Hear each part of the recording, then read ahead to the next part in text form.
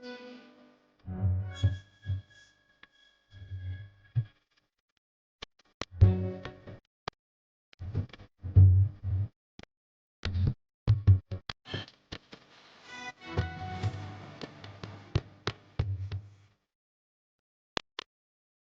ಹೇಳಿದ ಮಾತನ್ನು ದೇವರ ಮಾತೆಂಬುದಾಗಿ ನಂಬಿದಂತಹ ಹನ್ನ ಆ ದಿನದಿಂದ ದುಃಖಪಡುವುದನ್ನು ಬಿಡುತ್ತಾಳೆ ಪ್ರಿಯರೇ. ಆ ದಿನದಿಂದ ನಿರುತ್ಸಾಹಕ್ಕೆ, ನಿರಾಶೆಗೆ ತನ್ನ ಜೀವಿತದಲ್ಲಿ ಅವಕಾಶವಿಲ್ಲದಂತೆ ಮಾಡಿಬಿಡುತ್ತಾಳೆ. ಈ ದಿನ ನನ್ನ ಪ್ರಿಯ ಸಹೋದರ ಸಹೋದರಿಯರೇ, ನೀವು ದೇವರ ಸಭೆಗೆ ಹೋಗುವಾಗ ಆಗಿರಬಹುದು, ನೀವು ವಾಕ್ಯ ಓದುವಾಗ ಆಗಿರಬಹುದು, ವಾಕ್ಯ ಕೇಳ್ತಿರುವಾಗ ಆಗಿರಬಹುದು, ಪ್ರಾರ್ಥನೆ ಮಾಡುತ್ತಿರುವಾಗ ಆಗಿರಬಹುದು, ದೇವರು ನಿಮ್ಮೊಂದಿಗೆ ಮಾತಾಡುತ್ತಾರೆ.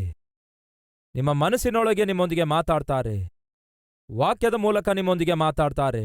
ಆತನು ಮಾತಾಡ್ತಿರುವಾಗ ಖಂಡಿತವಾಗಿ ನಿಮಗೆ ಅರ್ಥವಾಗುತ್ತೆ ದೇವರು ನಿಮಗೆ ಈ ವಿಷಯ ಹೇಳ್ತಿದ್ದಾರೆ ಎಂಬುದಾಗಿ, ದೇವರು ನಿಮ್ಮೊಂದಿಗೆ ಮಾತಾಡ್ತಿದ್ದಾರೆ ಎಂಬುದಾಗಿ.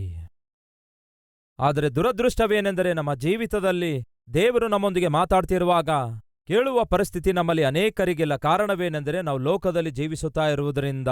ಆತನು ಮಾತಾಡುವಾಗ ನಾವು ಕೇಳಿಸಿಕೊಳ್ಳಬೇಕಾದರೆ ಈ ಲೋಕ ಶಬ್ದಗಳಿಂದ ನಾವು ದೂರವಾಗಬೇಕು. ಅದಕ್ಕಾಗಿಯೇ ದೇವರು ಹೇಳುತ್ತಾರೆ, ನೀವು ಪ್ರಾರ್ಥನೆ ಮಾಡುವಾಗೆಲ್ಲ ನಿಮ್ಮ ಕೋಣೆಯೊಳಗೆ ಹೋಗಿ. ಮತ್ತಾಯ ಸುವಾರ್ತೆ 6:6. ನೀವು ಪ್ರಾರ್ಥನೆ ಮಾಡುವಾಗೆಲ್ಲ ನಿಮ್ಮ ಕೋಣೆಯೊಳಗೆ ಹೋಗಿ ಬಾಗಿಲನ್ನು ಮುಚ್ಚಿಕೊಂಡು ರಹಸ್ಯದಲ್ಲಿರುವ ನಿಮ್ಮ ತಂದೆಗೆ ಪ್ರಾರ್ಥನೆಯನ್ನು ಮಾಡಿರಿ. ನಿಮ್ಮ ಕೋಣೆಯೊಳಗೆ ಹೋಗಿರಿ, ಬಾಗಿಲು ಮುಚ್ಚಿಕೊಳ್ಳಿರಿ. ಈ ಲೋಕದ ಶಬ್ದಗಳಲ್ಲಿ ಯಾವುದೊಂದು ಕೂಡ ನಿಮಗೆ ಕೇಳಿಸಬಾರದು. ಏಕಾಂತವಾಗಿ, ಒಬ್ಬಂಟಿಗರಾಗಿ, ನಿಶ್ಶಬ್ದವಾದಂತಹ ಪ್ರಶಾಂತವಾದ ಸಮಯದಲ್ಲಿ ನೀವು ದೇವರ ಸನ್ನಿಧಿಯಲ್ಲಿ ಮೊಳಕಾಲೂರಿರಿ. ರಹಸ್ಯವಾಗಿ ನೀವು ದೇವರ ಸನ್ನಿಧಿಯಲ್ಲಿ ರಹಸ್ಯವಾಗಿ, ಏಕಾಂತವಾಗಿ ನೀವು ಆತನಿಗೆ ಕಾಣಿಸಿಕೊಳ್ಳಿರಿ. ಆಗ ಆತನ ಮಾತುಗಳು ನಿಮಗೆ ಸ್ಪಷ್ಟವಾಗಿ ಕೇಳಿಸುತ್ತವೆ. ಲೋಕದಲ್ಲಿನ ಶಬ್ದಗಳಲ್ಲಿ ನಾವು ದೇವರ ಸ್ವರ ಕೇಳುವಂಥದ್ದು ಬಹಳ ಕಷ್ಟ. ಹಾಗಾಗಿ ನಾವು ಪ್ರತ್ಯೇಕಿಸಿಕೊಳ್ಳಬೇಕು. ಏಕಾಂತವಾಗಿ ದೇವರ ಸನ್ನಿಧಿಗೆ ಹೋಗಿ ಒಬ್ಬಂಟಿಗರಾಗಿ ಆತನ ಸನ್ನಿಧಿಯಲ್ಲಿ ಮೊಳಕಾಲೂರುವುದು, ಒಬ್ಬಂಟಿಗರಾಗಿ ಏಕಾಂತವಾಗಿ ಎಲ್ಲವೂ ನಿಶಬ್ದವಾಗಿರುವಾಗ ಆತನ ಸನ್ನಿಧಿಯಲ್ಲಿ ಕಾಣಿಸಿಕೊಳ್ಳುವಂಥದ್ದು ಅದು ಅತ್ಯವಶ್ಯಕವಾಗಿದೆ. ಇದಕ್ಕೆ ಬೆಸ್ಟ್ ಟೈಮ್ ಏನೆಂದರೆ ಇನ್ನು ಮೊಬ್ಬಾಗಿರುವಾಗಲೇ ಎದ್ದೇಳುವುದು. ಅಂದರೆ ಉದಯ ಕಾಲದಲ್ಲಿ 3 ಗಂಟೆಯಿಂದ 6 ಗಂಟೆ ಮಧ್ಯದಲ್ಲಿ ಎದ್ದೇಳಬೇಕು. ಅದು ನಿಶಬ್ದವಾಗಿರುವ ಸಮಯವಾಗಿದೆ. ಏಕಾಂತವಾಗಿ ನಿಮ್ಮ ಗಂಡ ಮಲಗಬಹುದು, ಹೆಂಡತಿ ಮಲಗಬಹುದು, ನಿಮ್ಮ ಮಕ್ಕಳು ಮಲಗಬಹುದು. ಆ ಸಮಯದಲ್ಲಿ ಏಕಾಂತವಾಗಿ ನೀವು ಎದ್ದು ನೀವು ಹೋಗಿ ದೇವರ ಸನ್ನಿಧಿಯಲ್ಲಿ ಮಾತಾಡಿರಿ. ಆತನು ನಿಮ್ಮೊಂದಿಗೆ ಮಾತಾಡ್ತಾನೆ. ಆತನು ವಾಕ್ಯದ ಮೂಲಕ ನಿಮ್ಮೊಂದಿಗೆ ಮಾತಾಡಬಹುದು, ನಿಮ್ಮ ಮನಸ್ಸಿನೊಳಗೆ ನಿಮ್ಮೊಂದಿಗೆ ಮಾತಾಡಬಹುದು. ಆತನು ಮಾತಾಡುವಾಗ ನೀವು ಖಂಡಿತವಾಗಿ ಕೇಳಿಸಿಕೊಳ್ತೀರಿ. ಪ್ರಿಯ ಸಹೋದರ ಸಹೋದರಿಯರೇ, ಹೇಳ್ತೇನೆ ಕೇಳಿರಿ. ಮೊಳಕಾಲೂರಿ ಪ್ರಾರ್ಥಿಸುತ್ತಿರುವಾಗಲೇ ದೇವರು ನನ್ನೊಂದಿಗೂ ಕೂಡ ಮಾತಾಡಿದ್ದಾರೆ. ಅದೇನೆಂದರೆ, ಅತ್ಯಂತ ದೊಡ್ಡ ಸಭೆಯನ್ನು ನಾನು ನಿನಗೆ ಕೊಡುತ್ತೇನೆ. ಅವಾಗ ಯಾವ ಸಭೆ ಇರಲಿಲ್ಲ, ಕಲ್ವರಿ ಟೆಂಪಲ್ ಕೂಡ ಇರಲಿಲ್ಲ, ನಾನು ಪಾಸ್ಟರ್ ಆಗಿರಲಿಲ್ಲ, ಸಭಾಪಾಲಕನಾಗಿರಲಿಲ್ಲ. ಒಂದು ಕಡೆ ಉದ್ಯೋಗ ಮಾಡ್ತಿದ್ದೆ ನಾನು. ಪ್ರತಿ ಸಾಯಂಕಾಲ ಖಾಲಿ ಇರುವಾಗ ಗ್ರಾಮಗಳಿಗೆ ಹೋಗಿ ನಾನು ಸುವಾರ್ತೆ ಸಾರುತ್ತಿದ್ದೆ. ನಾನು ಮೊಳಕಾಲೂರಿ ಪ್ರಾರ್ಥಿಸುವಾಗ ದೇವರು ನನ್ನೊಂದಿಗೆ ಮಾತಾಡಿ ಹೇಳಿದ್ರು, ಅತ್ಯಂತ ದೊಡ್ಡ ಸಭೆಯನ್ನು ನನಗೆ ಕೊಡ್ತೇನೆಂದು. 95ರಲ್ಲಿ ಹೀಗೆ ಮಾತಾಡಿದ್ರು. ಈ ದಿನ ನಾವು ಮಾಡುತ್ತಿರುವ ಇಷ್ಟೊಂದು ಸೇವೆಗಳಿಗೆಲ್ಲ ಕಾರಣ ಗೊತ್ತಾ? ನಾನು ದೇವರೊಂದಿಗೆ ಮಾತಾಡಿರುವುದರಿಂದಲ್ಲ, ದೇವರೇ ನನ್ನೊಂದಿಗೆ ಮಾತಾಡಿರುವ ಕಾರಣದ ನಿಮಿತ್ತವಾಗಿ. ನಾನು ವಾಕ್ಯವನ್ನು ಧ್ಯಾನಿಸುತ್ತಿರುವಾಗ, ಪ್ರಾರ್ಥಿಸುತ್ತಿರುವಾಗ ಉದಯಕಾಲ ಸಮಯದಲ್ಲಿ ದೇವರು ನನ್ನೊಂದಿಗೆ ಮಾತಾಡಿದ್ರು. ಏನೆಂದು ಗೊತ್ತಾ? 52 ದಿನಗಳಲ್ಲಿ ಅತ್ಯಂತ ದೊಡ್ಡ ಸಭೆಯನ್ನು ನಾನು ನಿರ್ಮಿಸಲಿಕ್ಕಿದ್ದೇನೆ ಎಂಬುದಾಗಿ. ಬೈಬಲಲ್ಲಿ ಅದು ಎಲ್ಲಾದರೂ ಇದೆಯಾ? 52 ದಿನಗಳಲ್ಲಿ ಅತ್ಯಂತ ದೊಡ್ಡ ಸಭೆಯನ್ನು ನಿರ್ಮಿಸಲಿಕ್ಕಿದ್ದೇನೆಂದು ಧೈರ್ಯದಿಂದ ನೀನು ಅಸ್ಥಿವಾರ ಹಾಕು ಎನ್ನುವಂತಹ ವಾಗ್ದಾನ ವಾಕ್ಯ ಏನಾದರೂ ಇದೆಯಾ? ಆದರೆ ಆ ದಿನ ಹೀಗೆಂದು ದೇವರು ಮಾತಾಡಿದ್ರು. ಏಕಾಂತವಾಗಿ ಮೊಳಕಾಲೂರಿ ನನ್ನ ದೇವರ ಮುಂದೆ ಪ್ರಾರ್ಥಿಸುತ್ತಿರುವಾಗ ದೇವರು ನನ್ನೊಂದಿಗೆ ಮಾತಾಡಿದ್ರು, ಅತ್ಯಂತ ದೊಡ್ಡ ಸಭೆ ಕೊಡ್ತೇನೆಂದು. ಅದನ್ನು 52 ದಿನಗಳಲ್ಲಿ ನಿರ್ಮಿಸುತ್ತೇನೆ ಎಂಬುದಾಗಿ. ಇದನ್ನು ನೀನು ನಂಬುವುದಾದರೆ ಅಸ್ಥಿವಾರ ಹಾಕು. ಹೇಗೆ ಸಾಧ್ಯ ಪ್ರಿಯರದು? ಏನೋ 1000 ಜನ ಕೂತ್ಕೊಳ್ಳುವ ಸಭೆ ಅನ್ನುವುದಾದರೆ ಅದು ಬೇರೆ ವಿಷಯ. ಇತ್ತೀಚೆಗೆ ನಮ್ಮ ಖಮ್ಮಂ ಬ್ರಾಂಚ್ನಲ್ಲಿ ವಾಕ್ಯ ಸಾರುತ್ತಿರುವಾಗ ನಮ್ಮ ಸಭೆಯ ಹಿಂದೆ ಇರುವ ಜಡ್ಜ್ ಅವರು ಕೇಳಿ 52 ದಿನಗಳಲ್ಲಿ ನಮ್ಮ ಕಲ್ವರಿ ಟೆಂಪಲ್ ನಿರ್ಮಿಸಲ್ಪಟ್ಟ ಸಂಗತಿ ಅವರು ಕೇಳ್ತಿರುವಾಗ ಏನ್ ಹೇಳಿದ್ರು ಗೊತ್ತಾ? ಈಗೋ ನಮ್ಮ ಕಾರ್ಗೋಸ್ಕರ ಶೆಡ್ ಹಾಕರಿ ಅಂತ ಹೇಳಿದ್ರೆ 2 ತಿಂಗಳು ಟೈಮ್ ತಗೊಂಡಿದ್ದಾರೆ ಅಂತ ಹೇಳಿದ್ರು. ಏನಂತೆ? ಕಾರ್ ಶೆಡ್ಡಿಗೋಸ್ಕರವೇ 2 ತಿಂಗಳು ಟೈಮ್ ಹಿಡಿದಿತ್ತಂತೆ. 52 ದಿನಗಳಲ್ಲಿ ಅಷ್ಟೊಂದು ದೊಡ್ಡ ಸಭೆ ಹೇಗೆ ಸಾಧ್ಯವಾಯ್ತು ಪ್ರಿಯರೇ? ಇದು ಮನುಷ್ಯರಿಂದ ಸಾಧ್ಯ ಇಲ್ಲ. ಅದು ಕೇವಲ ದೇವರಿಂದ ಮಾತ್ರವೇ ಸಾಧ್ಯ. ಮತ್ತೊಮ್ಮೆ ಹೇಳ್ತೇನೆ ಕೇಳಿ, ಈ ದಿನ ನೀವು ನೋಡುವಂತಹ ಸೇವೆ ಸತೀಶ್ ಕುಮಾರ್ ಅವರು ಮಾಡಿದ ಪ್ರಾರ್ಥನೆಯ ಪ್ರತಿಫಲವಲ್ಲ, ಆದರೆ ದೇವರು ಸತೀಶ್ ಕುಮಾರ್ ಅವರಿಗೆ ಹೇಳಿದ ಮಾತಿಗಳಿಗೆ ಪ್ರತಿರೂಪವಾಗಿದೆ. ಆತನ ಸ್ವರ ನಾನು ಕೇಳದೇ ಇದ್ದಿದ್ದೇ ಆದರೆ, ಆತನ ಚಿತ್ತ ನಾನು ತಿಳಿದುಕೊಳ್ಳಲಾರದೇ ಇದ್ದಿದ್ದೇ ಆದರೆ ಇಂತಹ ದೊಡ್ಡ ಸೇವೆ ನಾವು ಮಾಡ್ಲಿಕ್ಕಾಗ್ತಿರ್ಲಿಲ್ಲ. ಸಹೋದರ ಸಹೋದರಿಯರೇ, ದೇವ್ರು ಹೇಳ್ತಿದ್ದಾರೆ, ಏಕಾಂತವಾಗಿ ಬಂದು ನನಗೆ ಭೇಟಿಯಾಗಿರಿ ಎಂದು. ಏಕಾಂತವಾಗಿ ಒಬ್ಬಂಟಿಗರಾಗಿ ಬಂದು ನೀವು ನನಗೆ ಭೇಟಿಯಾಗಿರಿ, ನಿಮ್ಮೊಂದಿಗೆ ಮಾತಾಡ್ತೇನೆ ಅನ್ನುತ್ತಾರೆ. ಕೆಲವೊಂದು ಸಂದರ್ಭದಲ್ಲಿ ನಮ್ಮ ಜೀವಿತದಲ್ಲಿ ಅಂಧಕಾರ ಕವಿದಿರುತ್ತೆ, ಎಲ್ಲವೂ ಅಸ್ತವ್ಯಸ್ತ ಆಗಿರುತ್ತೆ, ಕಾರ್ಗತ್ತಲೇ ಕಾಣಿಸುತ್ತಿರುತ್ತೆ. ಏನ್ ಮಾಡಬೇಕೆಂದು ಅರ್ಥವಾಗಲಾರದ ಪರಿಸ್ಥಿತಿ ಎದುರಾಗುತ್ತೆ. ಎಲ್ಲವೂ ಕತ್ತಲಿರುವಾಗ ನೀವೇನ್ ಮಾಡ್ತೀರಿ ಹೇಳಿ? ಸಡನ್ ಆಗಿ ಕರೆಂಟ್ ಹೋಯ್ತಂದ್ಕೊಳ್ಳಿ, ಏನ್ ಮಾಡ್ತೀರಿ? ಪಾಪಿಷ್ಟನು, ಕರೆಂಟ್ ಇವಾಗ್ಲೇ ತೆಗಿಬೇಕಿತ್ತಾ? ಮೊದಲು ಅವನನ್ನು ಬೈಲಾರ್ದೆ ಮಾತ್ರ ನಾವಿರಲ್ಲ. ಅವನು ಬೇಕಂತ ಏನಾದರೂ ನಿಮ್ಮ ಕರೆಂಟ್ ತೆಗ್ದಿದಾನ? ಯಾವುದೋ ಒಂದು ಸಮಸ್ಯೆ ಇದ್ದಿದ್ದಕ್ಕೆ ಕರೆಂಟ್ ಕಟ್ ಆಯ್ತು, ಆದ್ರೆ ತಕ್ಷಣ ಬೈತೇವೆ. ದಯವಿಟ್ಟು ಯಾರು ಬೈಬೇಡಿ. ಸಾಧಾರಣವಾಗಿ ರಾತ್ರಿ ಹೊತ್ತಲ್ಲಿ ಸಡನ್ ಆಗಿ ಕರೆಂಟ್ ಹೋಗುವಾಗ ನಾವು ಮನೆಯಲ್ಲಿ ತಿರುಗಾಡೋದು ಅಷ್ಟು ಈಸಿಯಾಗಿರೋದಿಲ್ಲ. ಈಗ ಜಾಗ್ರತೆಯಿಂದ ಕೇಳಿರಿ, ನಮ್ಮ ಜೀವಿತದಲ್ಲಿ ಯಾವತ್ತೇ ಆಗಲಿ ಕತ್ತಲೆ ಆವರಿಸಿದಾಗ, ಹೆಜ್ಜೆ ಎತ್ತಿ ಹೆಜ್ಜೆ ಇಡಲಾರದ ಪರಿಸ್ಥಿತಿ ಎದುರಾದಾಗ ಏನ್ ಮಾಡಬೇಕು? ಮತ್ತೊಮ್ಮೆ ಹೇಳ್ತೇನೆ ಕೇಳಿ, ಎಸ್ಟಿಡಿ ಬೂತ್ ನೋಡಿ. ಎಸ್ಟಿಡಿ ಬೂತ್ನಲ್ಲಿ ಒಂದು ಚಿಕ್ಕ ಬಾಕ್ಸ್ ತರ ಕಟ್ಟಿಡ್ತಾ ಇದ್ದೀರಲ್ಲವೇ? ಇಗೋ ಈ ರೀತಿಯಾಗಿ ಒಳಗಡೆ ಹೋದ ನಂತರ ನಮ್ಮ ಹತ್ರ ಇರುವ ಡೈರಿ ತೆರೆದು ಆ ನಂಬರನ್ನು ಡೈಲ್ ಮಾಡಬೇಕಲ್ಲವೇ? ಆ ಡೈರಿ ತೆಗೆದು ಪಕ್ಕದಲ್ಲಿಟ್ಟು ನಂಬರ್ ಡೈಲ್ ಮಾಡಬೇಕಾದ್ರೆ ನಮಗೆ ಆ ನಂಬರ್ ಕಾಣಿಸಬೇಕಲ್ಲವೇ? ನಾವು ಡೈಲ್ ಮಾಡಬೇಕಾದ ನಂಬರ್ ಕಾಣಿಸಬೇಕಲ್ಲವೇ? ಸರಿ, ನಾವು ಒಳಗಡೆ ಹೋದ ನಂತರ ಆ ನಂಬರ್ ನಾವು ಡೈಲ್ ಮಾಡಬೇಕಾದ್ರೆ ಲೈಟ್ ಬೇಕಲ್ಲವೇ? ಏನ್ ಸರ್, ಈ ಬೂತ್ ಒಳಗಡೆ ಲೈಟ್ ಇಲ್ಲ, ಯಾಕೆ ನೀವು ಕತ್ತಲೆ ಇಟ್ಟಿದ್ದೀರಿ ಎಂದು ಕೇಳಿದ್ರೆ ಆ ವ್ಯಕ್ತಿ ಏನ್ ಹೇಳ್ತಾನೆ ಗೊತ್ತಾ?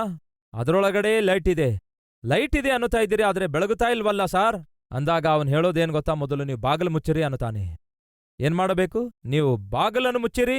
ಅದರ ಅರ್ಥ ಬಾಗಿಲು ಮುಚ್ಚಿದ ತಕ್ಷಣ ಲೈಟ್ ಬೀಳುತ್ತೆ.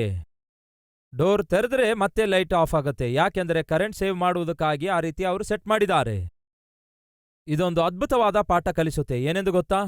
ನಮ್ಮ ಜೀವಿತ ಕತ್ತಲೆಯಿಂದ ಆವರಿಸುವಾಗ ಅದು ಬೆಳಕಾಗಿ ಮಾರ್ಪಡಬೇಕಾದರೆ ನಾವು ಒಬ್ಬಂಟಿಗರಾಗಿ ದೇವರ ಬಳಿಗೆ ಹೋಗುವುದಕ್ಕೋಸ್ಕರ ಆ ಡೋರ್ ಲಾಕ್ ಮಾಡಬೇಕು. ಯಾವಾಗ ನಿಮ್ಮ ಕೋಣೆಯ ಬಾಗಿಲನ್ನು ಮುಚ್ಚಿಕೊಳ್ತೀರೋ, ನಿಮ್ಮ ಜೀವಿತದಲ್ಲಿ ದೇವರು ಬೆಳಕನ್ನು ಅನುಗ್ರಹಿಸುತ್ತಾರೆ. ನೀವು ಒಬ್ಬಂಟಿಗರಾಗಿ ದೇವರ ಸನ್ನಿಧಿಗೆ ಹೋಗುವುದಕ್ಕಾಗಿ ನಿಮ್ಮ ಕೋಣೆಯ ಬಾಗಿಲನ್ನು ಮುಚ್ಚಿಕೊಳ್ಳಿರಿ, ಬೆಳಕು ಪ್ರಾರಂಭವಾಗ್ತದೆ. ಮೊಳಕಾಲೂರಿ ನಿಮ್ಮ ಜೀವಿತದಲ್ಲಿ ಪಡುವ ಪ್ರಯತ್ನಗಳಿಗೆ ಫಲಿತಾಂಶ ಕೋರಿಕೊಳ್ಳಿರಿ, ದೇವರು ಉತ್ತರಿಸುತ್ತಾರೆ. ಅಷ್ಟೇ ಅಲ್ಲ, ಈ ದಿನ ನಿಮಗೂ ನನಗೂ ಬೇಕಾದದ್ದೇನು?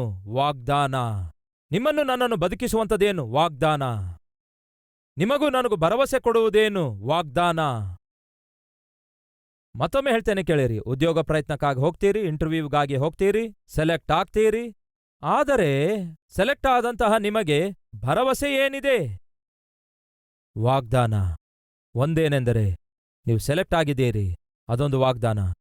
ಎರಡನೇದಾಗಿ ಸೆಲೆಕ್ಟ್ ಆಗಿರುವ ಹಾಗೆ ನಿಮಗೊಂದು ಪತ್ರ ಕೊಡ್ತಾರೆ. ಮೂರನೇದಾಗಿ ಯಾವಾಗ ಜಾಯಿನ್ ಆಗಬೇಕೆಂದು ನಿಮಗೆ ಜಾಯ್ನಿಂಗ್ ಆರ್ಡರ್ಸ್ ಕಳಿಸುತ್ತಾರೆ.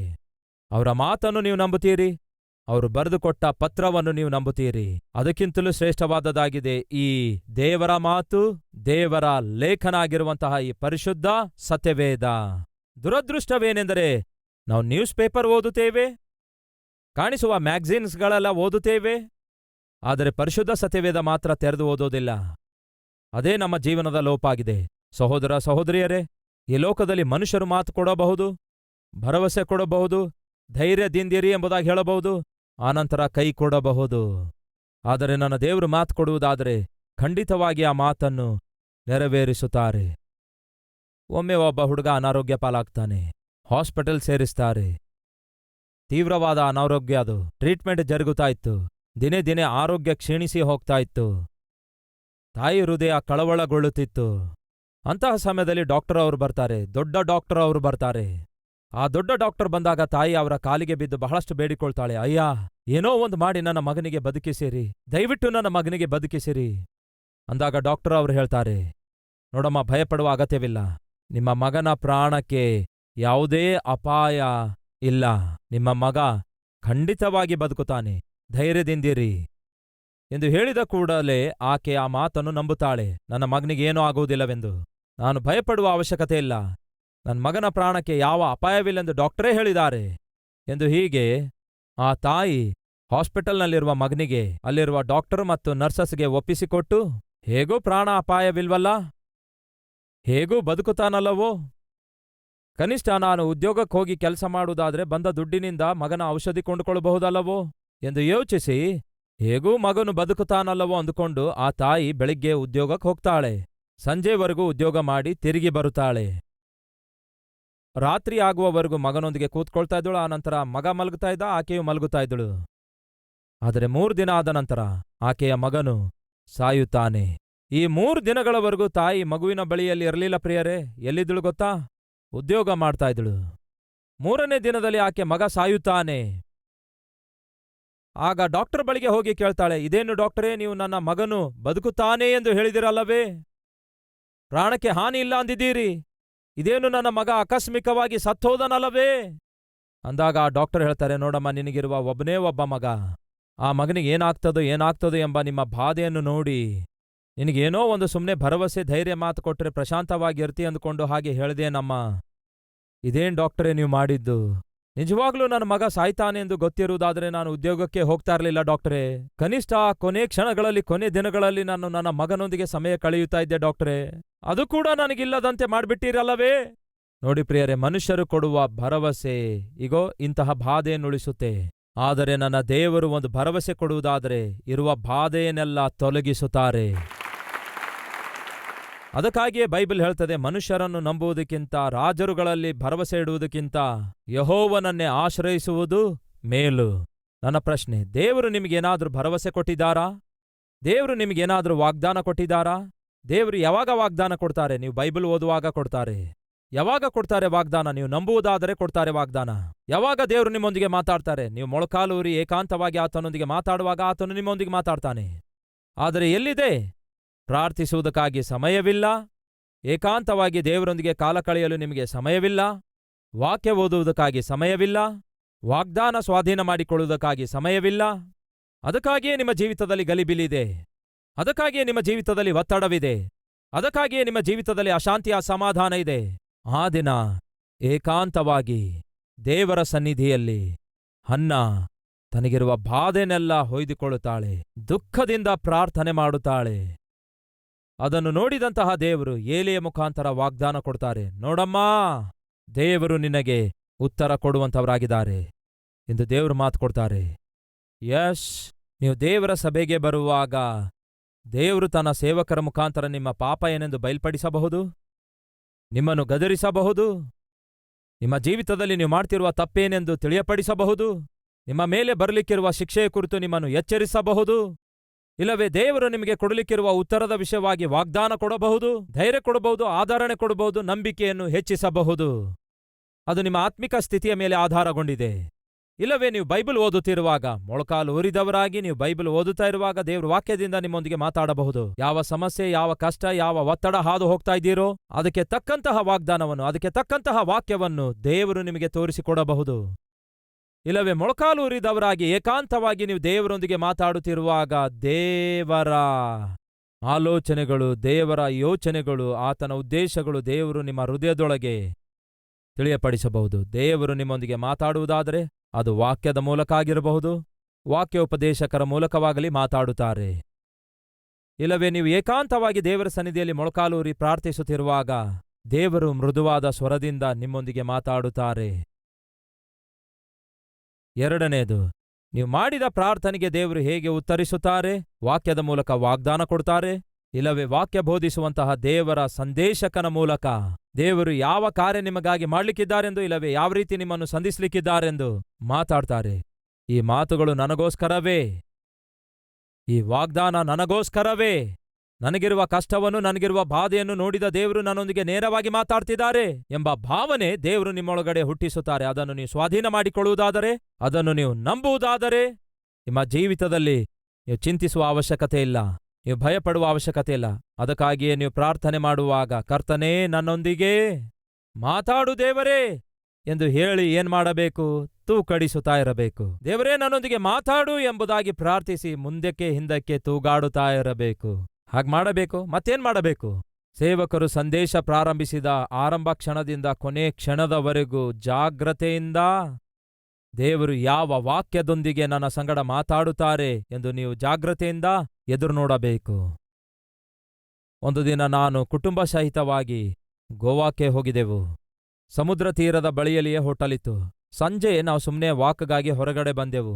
ಸಮುದ್ರ ತೀರದ ಬಳಿಯಲ್ಲಿ ಬಂಡೆಗಳಿದ್ರೆ ಆ ಬಂಡೆಗಳ ಮೇಲೆ ಹೋಗಿ ಕೂತ್ಕೊಂಡೆವು. ಮೀನು ಹಿಡಿಯುವ ಮೀನುಗಾರನು ಮೀನು ಹಿಡಿಯಲು ಒಂದು ಗಾಳವನ್ನು ತರ್ತಿದ್ದ. ಅವನ ಬಳಿಯಲ್ಲಿ ನಾನಾ ವಿಧವಾದ ಪ್ಲಾಸ್ಟಿಕ್ ಮೀನುಗಳಿದ್ದು, ಗಾಳ ಹಾಕುವುದಕ್ಕಾಗಿ ಮೀನುಗಳು. ಅವನತ್ರ ಇರುವಂತಹ ಗಾಳವನ್ನು ದೂರ ಎಸೆದ. ನಿಧಾನವಾಗಿ ಎಳೆಯುತ್ತಾ ಇದ್ದ. ನಾವೇನೋ ನೋಡ್ತಾ ಇದ್ದೆವು. ಎಂತಹ ಮೀನು ಅವನಿಗೆ ಸಿಗುತ್ತದೆ ನೋಡೋಣ ಅಂದ್ಕೊಂಡು ಎಷ್ಟೋ ನಂಬಿಕೆಯಿಂದ ಅವನು ಎಸೆದಿದ್ದ. ನಾವು ಎಷ್ಟೋ ಕುತೂಹಲದಿಂದ ಎದುರು ನೋಡ್ತಿದ್ದೆವು. ನೋಡ್ತಾ ಇದ್ದೆವು. ಸಂಜೆ 4 ಹೋಗಿದ್ದೆವು. ಎಷ್ಟೋ ಹೊತ್ತು ಕೂತ್ಕೊಂಡ ನಂತರ ಎಳೆದ್ರೆ ಖಾಲಿ ಬಂತು. ಮತ್ತೊಂದು ಪ್ಲಾಸ್ಟಿಕ್ ಮೀನು ಕೈಯಲ್ಲಿ ತಗೊಳ್ತಾನೆ, ಆ ಗಾಳಕ್ಕೆ ಸುತ್ತುತ್ತಾನೆ, ಮತ್ತಷ್ಟು ದೂರ ಎಸೆಯುತ್ತಾನೆ. ಮತ್ತೆ ಅವನು ಕಾದು ಎದುರು ನೋಡ್ತಿರುವಾಗ ನಾವು ಕೂಡ ಕಾದು ಎದುರು ನೋಡ್ತಾ ಇದ್ದೆವು. ಮತ್ತೊಮ್ಮೆ ಆ ಗಾಳ ಎಳೆಯುತ್ತಾ ಇದ್ದ. ಮತ್ತೊಂದು ಸಾರಿ ಖಾಲಿ ಬಂತು. ಮತ್ತೊಂದು ಮೀನು ತೆಗೆದು ಮತ್ತೊಂದು ಸಾರಿ ಸುತ್ತಿ ಒಳಗೆ ಎಸೆಯುತ್ತಾನೆ. ನಂಬಿ ಪ್ರಿಯರೇ, ಸಂಜೆ 6 ಆಯ್ತು. ಕತ್ತಲಾದದ್ದರಿಂದ ಗಂಟು ಮೂಟೆ ಕಟ್ಕೊಂಡು ಕಾಮಾಗಿ ಹೋದ. ಅವನಿಗೆ ನೋಡ್ತಾ ಕೂತ ನಾವು ಸುಮ್ಮನೆ ಬೇಸರಗೊಂಡು ಎದ್ದು ಬಂದೆವು.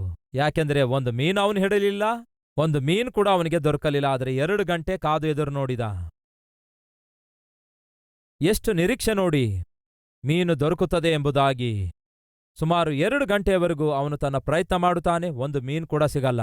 ಹಾಗಂತ ಮರುದಿವಸ ಬರಲಾರದೆ ಇರುತ್ತಾನೆ ಅಂದುಕೊಳ್ತೀರಾ? ಮತ್ತೆ ಬರುತ್ತಾನೆ. ಯಾಕೆ? ನಿರೀಕ್ಷೆ. ಯೇಸು ಕ್ರಿಸ್ತನು ಶಿಷ್ಯರನ್ನು ಆರಿಸಿಕೊಂಡಿದ್ದಾರೆ.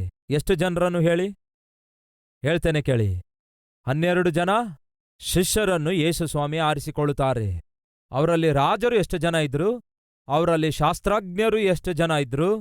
ಅವರಲ್ಲಿ ಡಾಕ್ಟರ್ಸ್ ಎಷ್ಟು ಜನ ಇದ್ರು? ಹೇಳ್ರಿ, ಇಂಥ ಜ್ಞಾನಿ ಎಷ್ಟು ಜನ ಇದ್ರು? ಆದರೆ 12 ಮಂದಿ ಶಿಷ್ಯರಲ್ಲಿ ಮೀನು ಹಿಡಿಯುವಂಥವರು ಎಷ್ಟು ಜನ ಇದ್ರು ಗೊತ್ತಾ? ಎಂದಾದರೂ ಯೋಚಿಸಿದ್ದೀರಾ?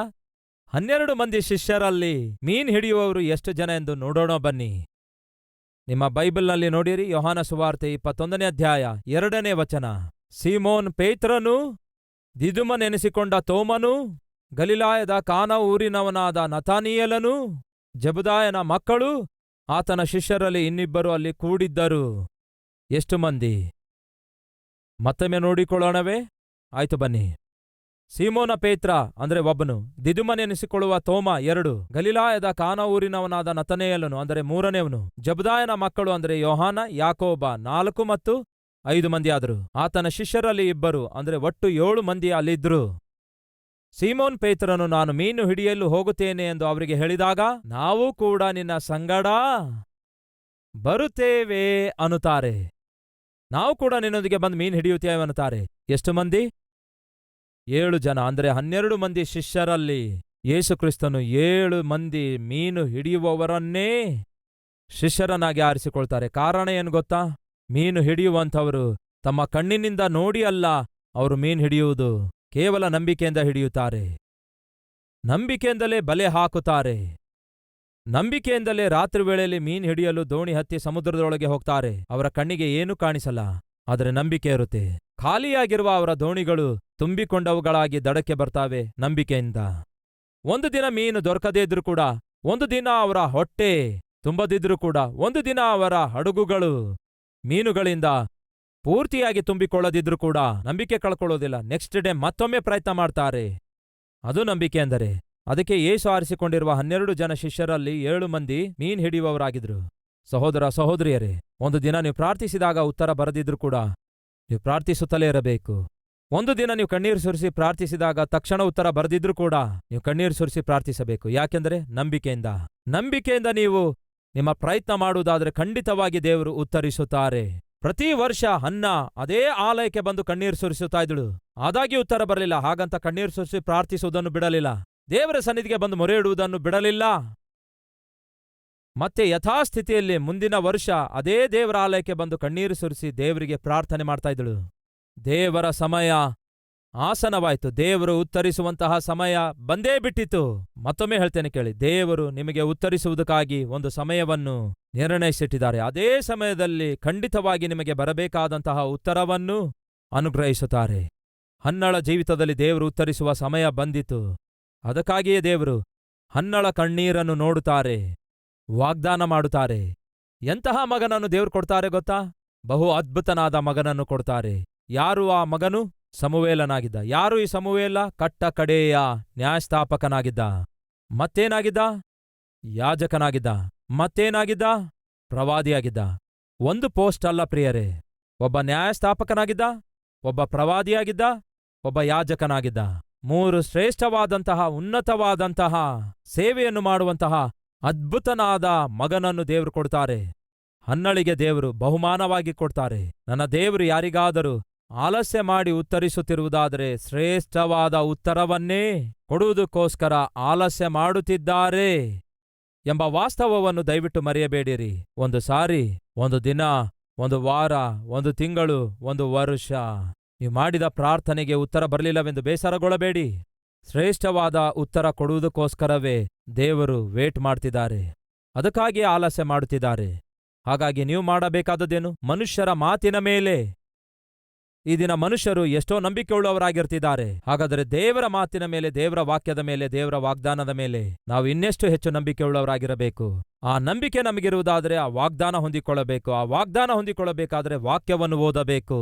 ವಾಕ್ಯವನ್ನು ನಾವು ಓದಬೇಕು. ದೇವರ ಸನ್ನಿಧಿಯಲ್ಲಿ ಒಬ್ಬಂಟಿಗರಾಗಿ ಕಾಣಿಸಿಕೊಳ್ಳಬೇಕು. ಈ ದಿನ ತೀರ್ಮಾನ ತೆಗೆದುಕೊಳ್ಳುವೀರಾ?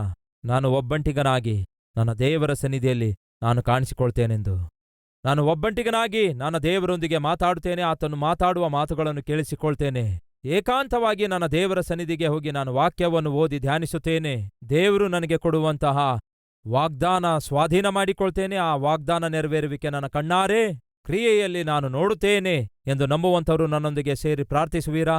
Let us pray.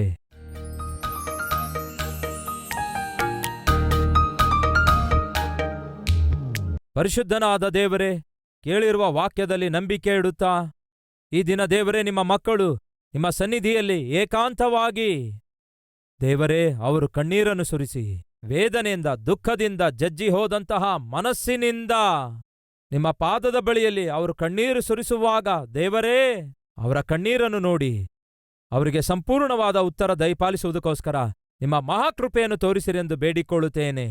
ಯೆಸಯ್ಯ, ನಾವು ಮರ್ತಿದ್ದೇವೆ ಕಣ್ಣೀರಿನಿಂದ ಪ್ರಾರ್ಥಿಸುವುದನ್ನು. ನಾವು ಮರ್ತಿದ್ದೇವೆ ಕುಗ್ಗಿ ಹೋದ ಜಜ್ಜಿ ಹೋದ ಮನಸ್ಸಿನಿಂದ ನಿಮ್ಮ ಸನ್ನಿಧಿಯಲ್ಲಿ ಕಾಣಿಸಿಕೊಳ್ಳುವುದನ್ನು ಮರ್ತಿದ್ದೇವೆ. ಮೊಳಕಾಲೂರಿ ವಾಕ್ಯ ಧ್ಯಾನಿಸುವುದನ್ನು ಮರ್ತಿದ್ದೇವೆ. ದೇವರೇ, ನಮ್ಮನ್ನು ಮನ್ನಿಸಿರಿ. ದೇವರೇ, ಮತ್ತೊಮ್ಮೆ ಈ ದಿನ ಅಂತಹ ಜೀವಿತ ಪ್ರಾರಂಭಿಸುವ ಕೃಪೆಯನ್ನು ದಯಪಾಲಿಸಿರಿ. ಈ ದಿನ ಮೊದಲುಗೊಂಡು ನಾವು ಬದುಕಿರುವವರೆಗೂ ನಿಮ್ಮ ವಾಕ್ಯಕ್ಕೋಸ್ಕರ, ನಿಮ್ಮ ವಾಗ್ದಾನಕ್ಕೋಸ್ಕರ ನಿಮ್ಮ ಸನ್ನಿಧಿಯಲ್ಲಿ ಕಾಣಿಸಿಕೊಳ್ಳುವ ಕೃಪೆಯನ್ನು ದಯಪಾಲಿಸಿರಿ. ನಮ್ಮ ಪ್ರಾರ್ಥನೆಯನ್ನು ಕೇಳಿ ನೀವು ಕೊಡುವ ಶ್ರೇಷ್ಠವಾದ ಉತ್ತರಕ್ಕೋಸ್ಕರ ಕಣ್ಣೀರಿನಿಂದ ನಿಮ್ಮ ಸನ್ನಿಧಿಯಲ್ಲಿ ಪ್ರಾರ್ಥಿಸುವ ಮನಸ್ಸು ನಮ್ಮೆಲ್ಲರಿಗೂ ದಯಪಾಲಿಸಿರೆಂದು ಯೇಸುವಿನ ನಾಮದಲ್ಲಿ ಬೇಡಿ ಹೊಂದಿದ್ದೇವೆ ತಂದೆಯೇ, ಆಮೆನ್.